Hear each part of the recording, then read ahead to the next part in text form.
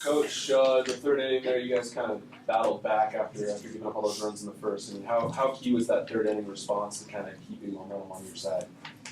Well, it was better then than later. You know, I mean, we wanted to get back right away as quick as we could.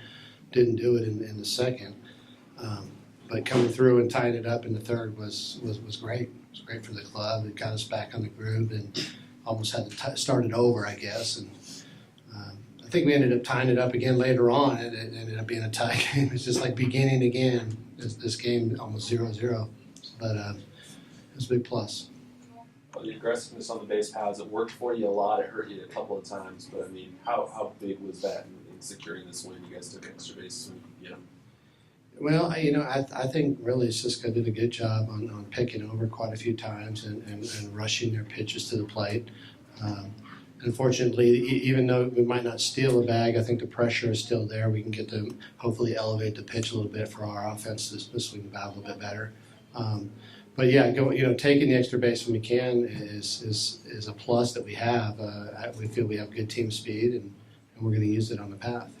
And Hudson, in terms of stabilizing the game out there, tell me a little about him and his performance. Well, before that, I guess I want to comment on Schmitty. I think he did a fabulous job. You know, it's hard. It was almost the same scenario as Smeltzer the other day. You know, you go out there and I think he threw close to 24 pitches or something in the first inning, and right then, you know, your velo just drops. You tend to want to just locate it a little bit better, and so he held on to it as long as he could. And of course, going to Hudson True, we've used several times and throughout the course of the season with bases loaded, no out, and he's pitched out of it. And you know, we put him in there, and he ended up.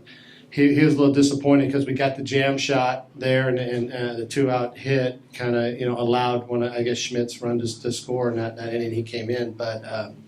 You know, he's one of our guys. He's one of our go-to guys. We could be prouder of him. Ryan, the home runs and everything are impressive, but really impresses me is the pitches that you're taking and you're just understanding of the strike zone right now. You seem really locked in. Can you just talk about your approach when you're going up there? Yeah, my approach is probably what makes me the hitter I am. Growing up, I come from a baseball family. It's what my parents or my dad and my grandfather preach pretty much is your approach. You're not gonna get anything done if you don't have an approach, you know. So very rarely will I swing at the first pitch unless it's exactly the pitch I want, right where it is. And just taking your pitches is what gets you in the counts. I hit a 3-2 home run tonight and a 2-0 home run tonight. Hitting is very important, and when you're hitting in the count you want to be in, you know what I mean? When you're 0-2, it's hard to come back, and with a good approach, it's hard to get yourself in a hole. Bane, you guys have kind of been hitting the ball really well as a group. I mean, how much are you guys feeding off each other at this point? The energy we put together in the dugout is really what I think keeps us up in the dugout and keeps us in the game. I don't know if y'all can see in the dugout at all, but we have fun written in duct tape just to remind us to stay I'm not loose. aware of that. Just to keep us loose and help us just rub good energy off on each other, and that's what really keeps us together.